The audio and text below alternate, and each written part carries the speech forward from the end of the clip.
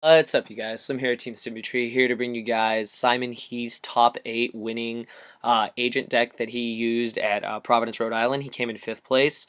I was talking to him earlier today, just verifying like some of his choices and why this deck brought him so much success and why he chose to run certain cards that other players probably would not run, and his like certain card choices. And it was really interesting to hear his perspective. So shout out to him and shout out to all of United Ghosts. They're the UK group. They have a YouTube. I'm going to link it down here below, as well as their website. You can always go there for really good player information. I get a lot of my information from them and a lot of my deck profiles from them. So shout out to them. Definitely check them out. But we're going to go through the deck. Simon ended up finishing day 1 9-0, and that's really impressive, especially at the caliber of a YCS. So let's just get into the deck real quick. Okay, we got the first 3 Master Hyperion standard. The boss monster of the deck. This card's just amazing. It just wins so many games. He ran the 3 Venus and the 3 Shine Ball, pretty standard, and the 2 Earth, very standard agent lineup. Went with 2 Tragodia. Tragodia is, like I said, amazing this format. Its ability to just overpower the opponent with big hands is amazing, and its ability to modify levels. There's a lot of different levels in this deck, and its ability to steal monsters is great too. Of course, the 2 Tour Guides, Dark Targets, and Tour Guide's amazing. He chose to run 2 Reaper. Reaper was really interesting. Like, I hadn't seen an agent deck run Reaper before, and I figured his reasoning was that a lot of decks could not answer Reaper if they weren't maining Lance or other cards. So I felt that Reaper was just a really good call in general.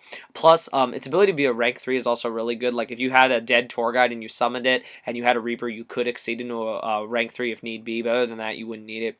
But I think Reaper is just an amazing card. Like I said, it can nick a card out of the hand. It can help you stall for different situations. He chose to run 2 Max C and 2 Effect Veiler. Now, a lot of people were not running Max C this weekend.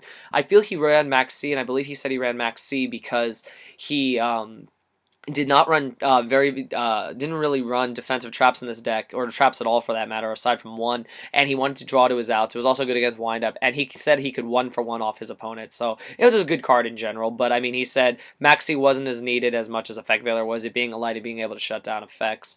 Chaos Sorceress, pretty standard with all the light and darks. 1 Christia. He decided to run only 1 Christia because he said that Christia could be dead if you had, like, say, 2 in hand, and that was other reasons why he chose to run only 1 Thunder King and 1 Herald of Orange Light.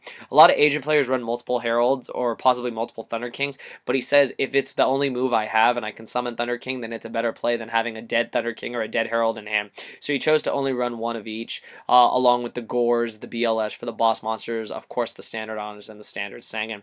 So that's it for the monsters. It's 26 monsters. Just onto the spells. Chose to run 3 Mystical Space Typhoon, obvious back row removal. A Text Enemy Controller. This card is amazing. I've talked about this card before. He said this would allow him to take control of his opponent's monsters and be able to get out of tough situations and get over monsters. Same with the 1 Tech Forbidden Lance to get over problem monsters and to save his monsters if they were to fall victim to traps. Creature Swap is an amazing tech because you can just take your opponent's monster and give them a weak Shine Ball or something and just overpower them.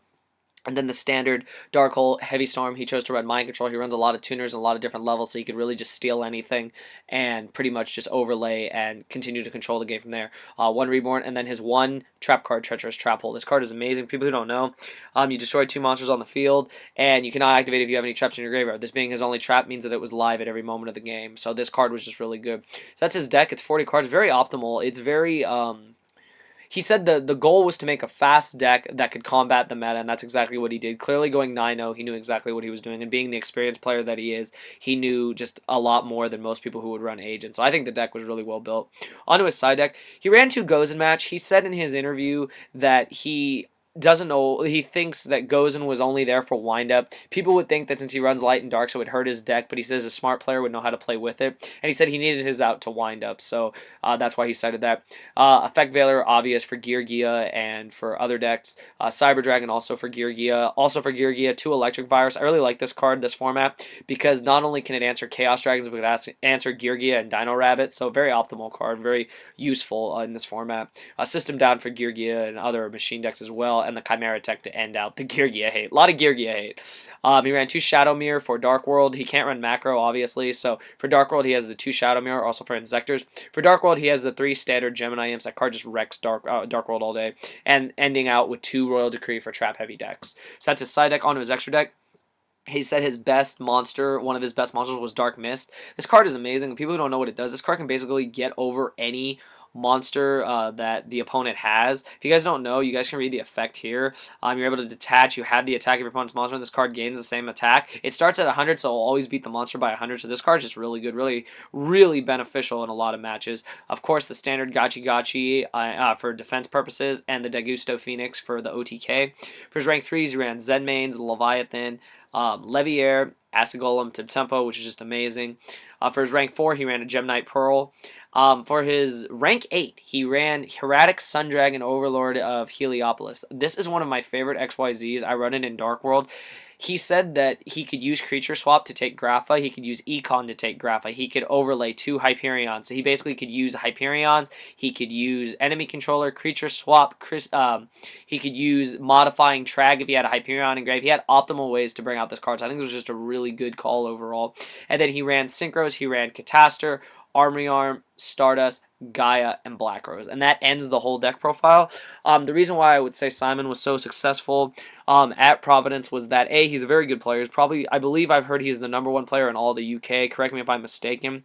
But he also built a deck, a very powerful deck. A deck that can OTK, a deck that controlled the whole game, and a deck that was built really fast and avoided what he called dead hands, where you would have multiple Christias or multiple Heralds and not be able to use them. So I think that's why he did so well. I feel that this deck was really well built, and a lot of people are probably going to net deck this, but I strongly suggest that you don't. The reason is that I believe this deck was built solely for him and solely for certain players who know how to play this deck, this style. I could be wrong, but I know a lot of people run agents differently. A lot of people don't agree with these choices, like 1 Thunder King, 1 Herald, and that's why I would say maybe not net decking this, as well as the Reapers. A lot of these cards are tech cards that he decided to run based on his experience as a player and based on what he wanted to do with the deck, and I think he did a really good job with it. So let me know what you guys think. Thumbs up the video. 200 plus likes would be great. Like I said, I'll be continuing to get the rest of the top 8 as they reel in, as well as the the Lancer Frogs that top 16 this event. And the biggest deck that I'm looking for right now is the top 4, the Zombie Monarchs, because everyone wants to know all about that deck. So as soon as it leaks, I promise I will have it up here. But but not least, I want to shout out my friend Anna, Secret Agent Anna. She was the one who got Simon's deck profile, and I want to thank her for doing that, because that's how I was able to get the full list.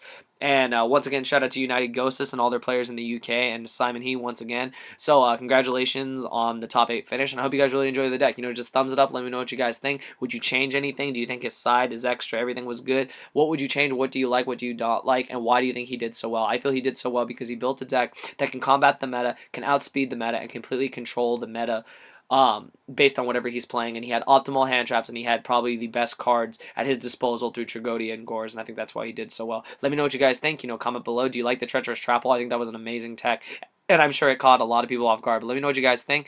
Thumbs up the video. Please subscribe if you haven't subscribed, and that's all I got to say, you guys. Thank you for watching.